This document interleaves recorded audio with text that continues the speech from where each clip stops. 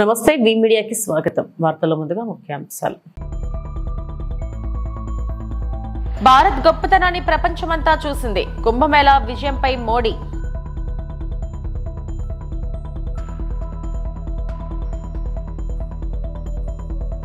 AP assembly ఆవరణలో ఎమ్మెల్యేలు ఎమ్మెల్సీలకు photo session.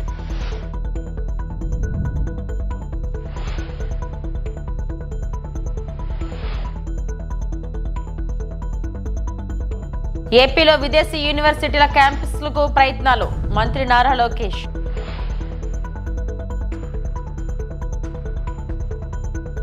Prayagraj లో 2025 మహాకుంభోత్సవం విజయవంతం కావడాన్ని ప్రశంసిస్తూ ప్రధానమంత్రి నరేంద్ర మోడీ మంగళవారం లోక్సభలో ప్రసంగించారు.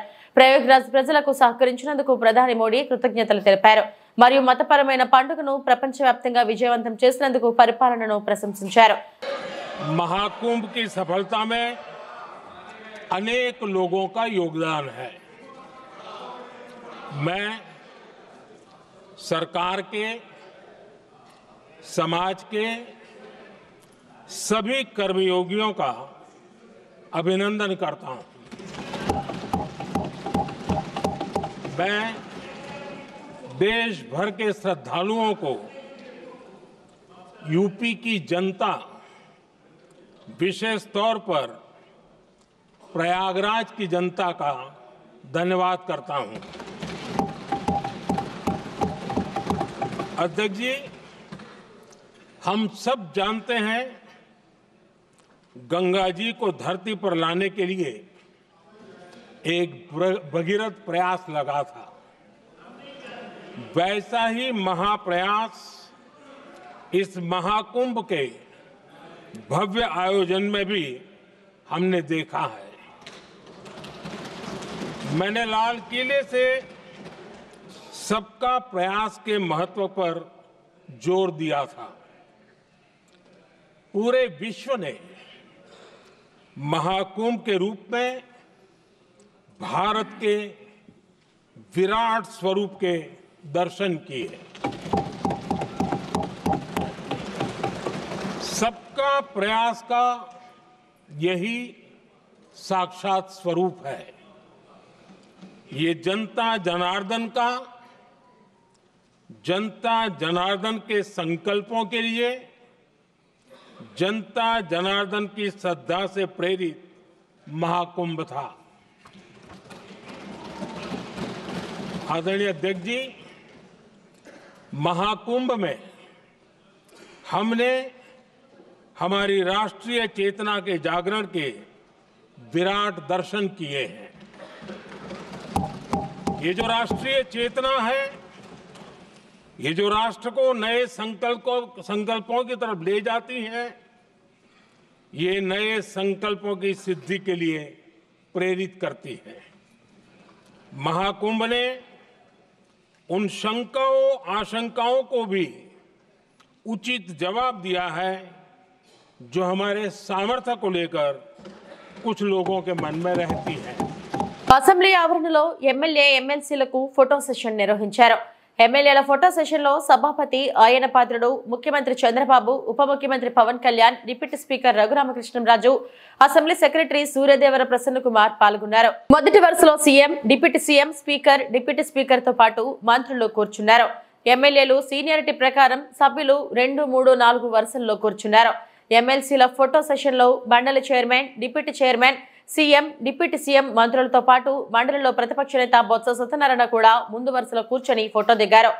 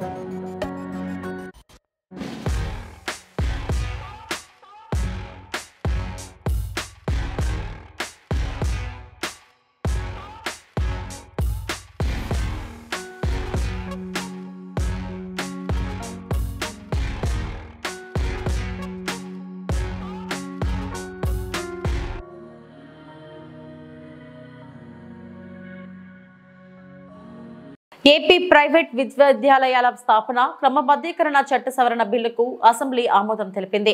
మన రాష్ట్ర విద్యార్థులు ఇతర ప్రాంతాలకు వెళ్లకుండా ఏపీలోనే నాణ్యమైన విద్యను అందించేలా సంస్థలను తీసుకురావాలని ఎమ్మెల్యేలు కోరారు.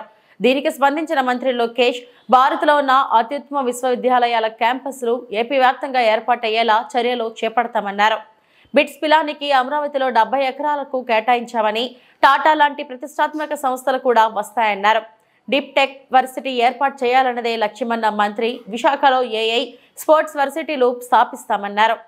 ఇప్పుడు విశ్వం బిల్లు ఆమోదించడం ఈ ప్రతిపాదనకు సుముఖంగా ఉన్నవారు అవుననండి, వ్యతిరేకంగా ఉన్నవారు కాదనండి. అవునన్నారు అందరూ అవునన్నారు. ప్రతిపాదన ఆమోదించబడింది. బిల్లు సభ ఆమోదం పొందింది. మానవ వనరుల అభివృద్ధి, ఐటీ, ఎలక్ట్రానిక్స్ మరియు కమ్యూనికేషన్ రియల్ టైం గవర్నెన్స్ శాఖ మంత్రి గారు ఆంధ్రప్రదేశ్ ప్రైవేట్ విశ్వవిద్యాలయాల స్థాపన మరియు క్రమబద్ధీకరణ సవరణ బిల్లు 2025ను పరిగణలోకి తీసుకునేందుకు అనుమతి కోరుతారు. Adyaksha, I move that the Andhra Pradesh Private Universities Establishment and Regulation Amendment Bill 2025 be taken into consideration. మంత్రి గారి ప్రతిపాదన సభా సమక్షంలో ఉంది. బిల్లుపై సభ్యులు చర్చ ప్రారంభించవచ్చు. ఎవరైనా దీని మీద మాట్లాడదలుచుకుంటే సార్ ఒకసారి ఒక పని చేద్దాం సార్ బిల్లు గురించి వివరంగా ఒకసారి మీరు మాట్లాడారు. దాని మీద మాట్లాడతారు. అధ్యక్ష, ఇది ఒక సింపుల్ అమెండ్మెంట్. అధ్యక్ష మీరు చూస్తే తెలుగుదేశం పార్టీ కూటమి ప్రభుత్వం ఎప్పుడు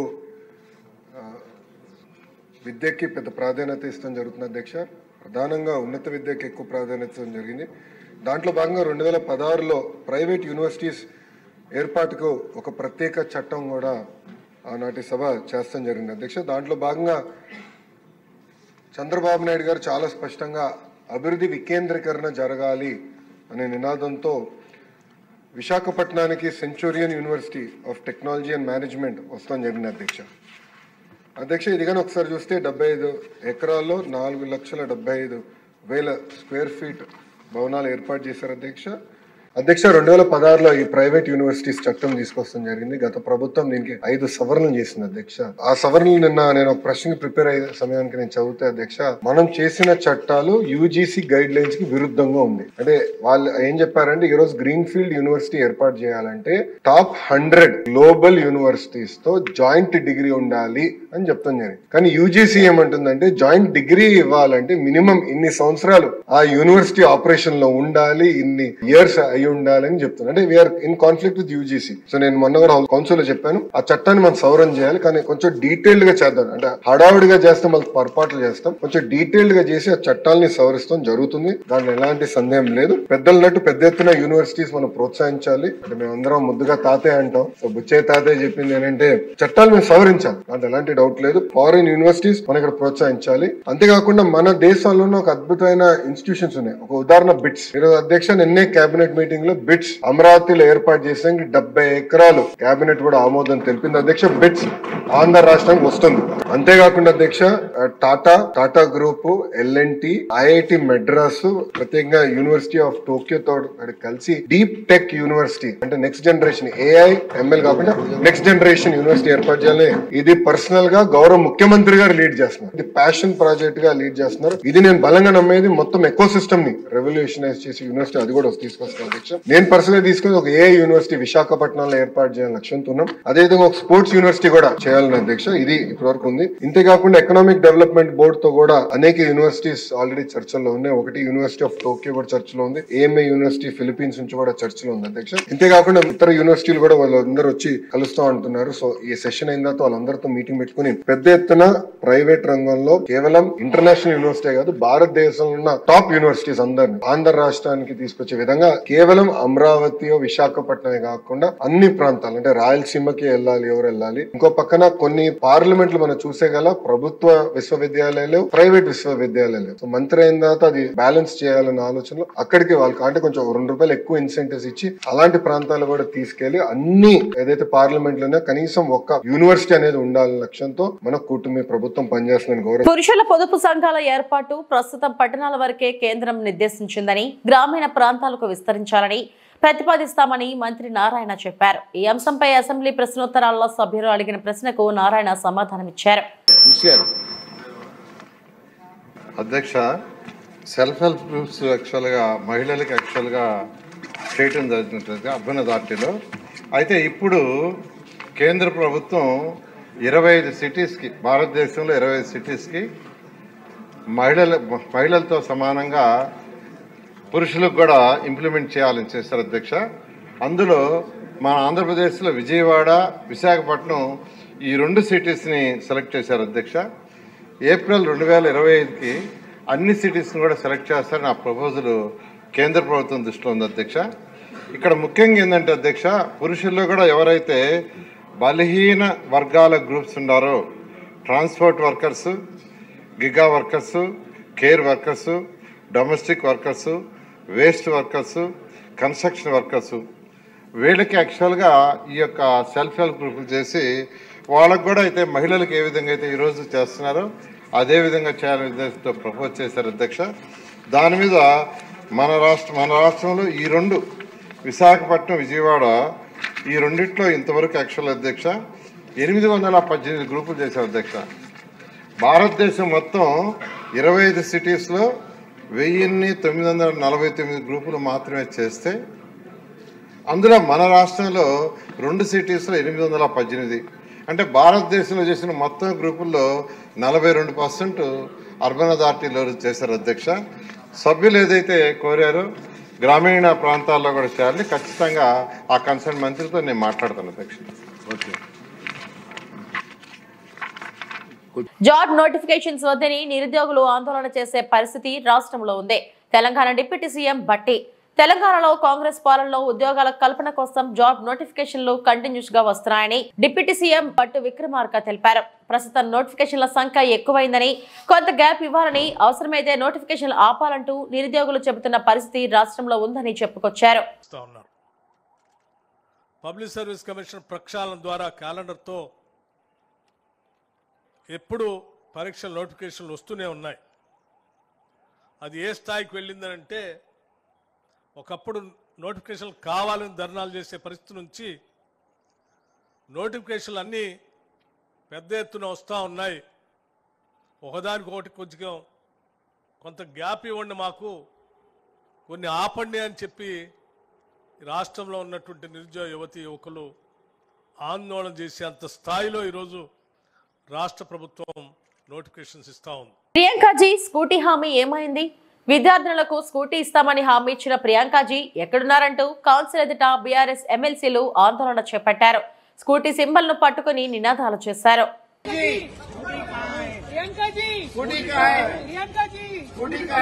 ఆడపిల్లలకు వెంటనే ప్రియాంకాజీ ఆడపిల్లలకు వెంటనే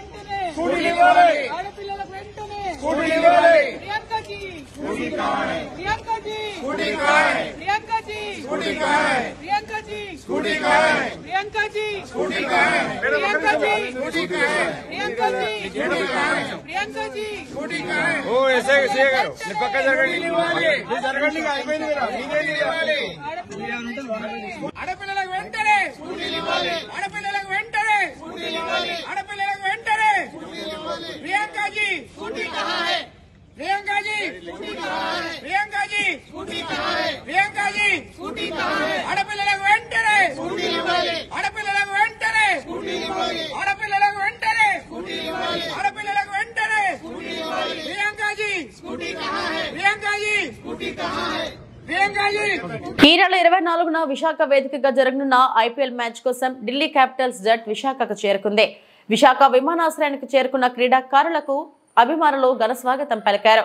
ఎయిర్పోర్ట్ నుంచి పటిష్ట భద్రత నడుమ బస్సుల్లో ఆటగాళ్లు బయలుదేరి నగరంలోని హోటళ్లకు వెళ్లారు.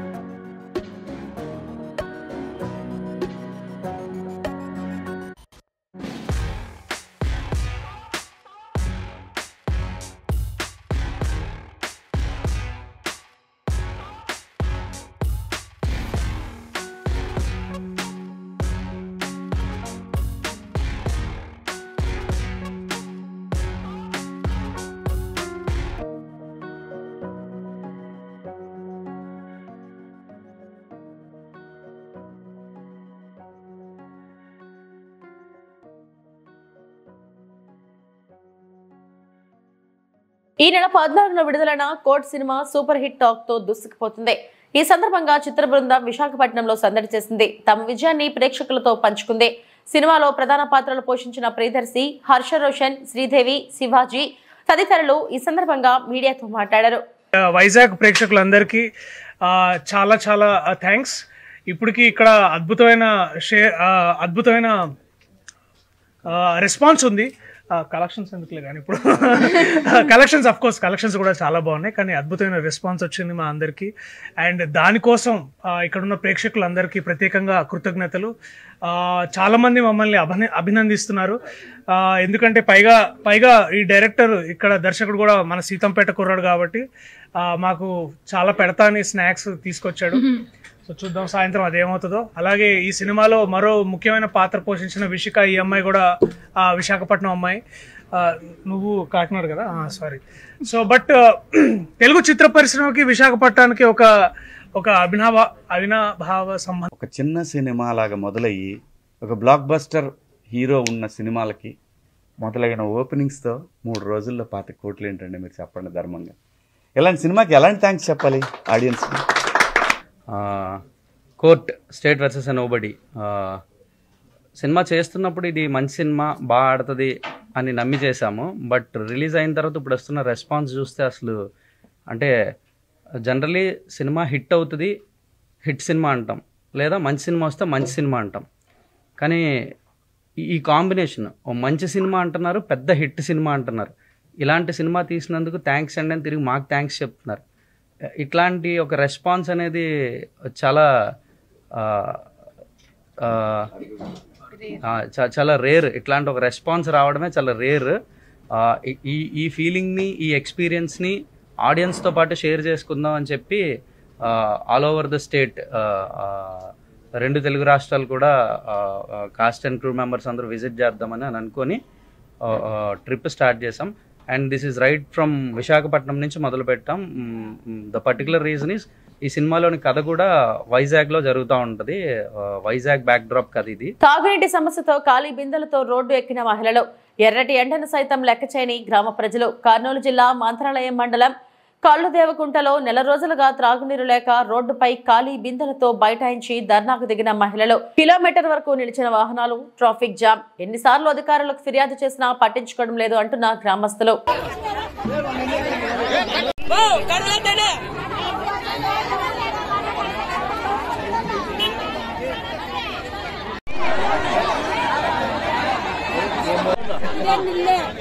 మొబైల్ ఉన్నారు, బండ్లు వేసుకొని తెచ్చుకుంటారు. ఆడవాళ్ళు ఎక్కడ పోవాలా చెప్పండి. మాకు నెలాయ ఎవరు పట్టించుకోరు. మాకు నీళ్లు కావాలో ధర్నా చేస్తారు. అందరూ అయిపోయారు. మాకు నీళ్లు కావాలా. ఎలక్షన్ ఓటు వచ్చినప్పుడల్లా అడిగాము. ఇట్లా వస్తా ఉంటారు, చెప్తారు కొన్ని ఏడు కావాలా నీళ్లు కావాలని చెప్తున్నాం. మా ఊరికి నేడు సమస్య అసలు నీళ్ళు లేవు. స్కూటర్లు కానీ ఏలూరుకు రానేరు, శ్రీలందానికి రానేరు, ఇబ్రాంపురకు రానేరు, ఎక్కడ రానేరు. పోతే కొట్లాడతారు.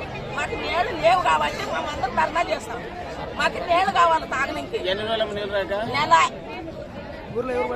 నెల ఎవరు పెద్దలు ఎవరు పట్టించుకుంటారు?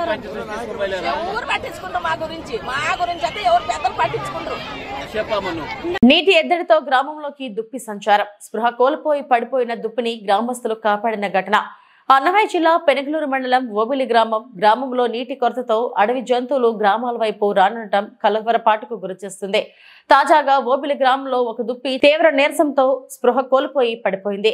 దీనిని గమనించిన గ్రామస్తులు వెంటనే దానికి నీళ్లు త్రాగించి శక్తి కల్పించారు. దుప్పి కొంతసేపటికి కోలుకుని అటుగా వెళ్లేందుకు సిద్ధపడగా గ్రామస్తులు తక్షణమే ఫారెస్ట్ అధికారులను సమాచారం అందించారు.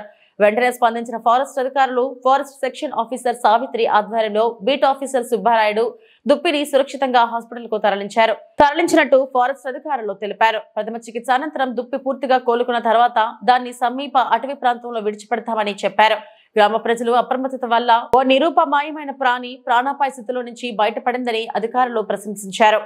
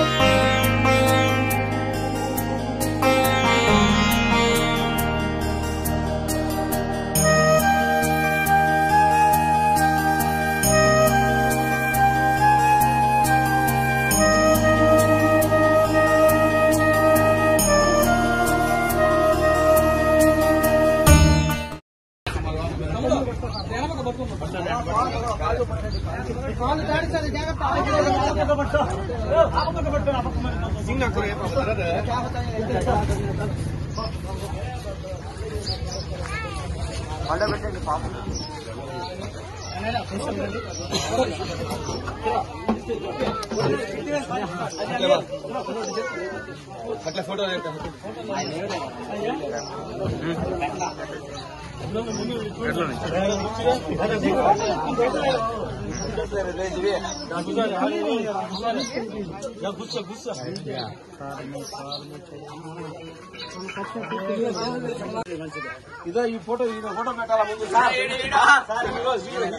ఇవి ఇప్పటివరకు నా బులెటిన్ అప్డేట్స్. నమస్తే.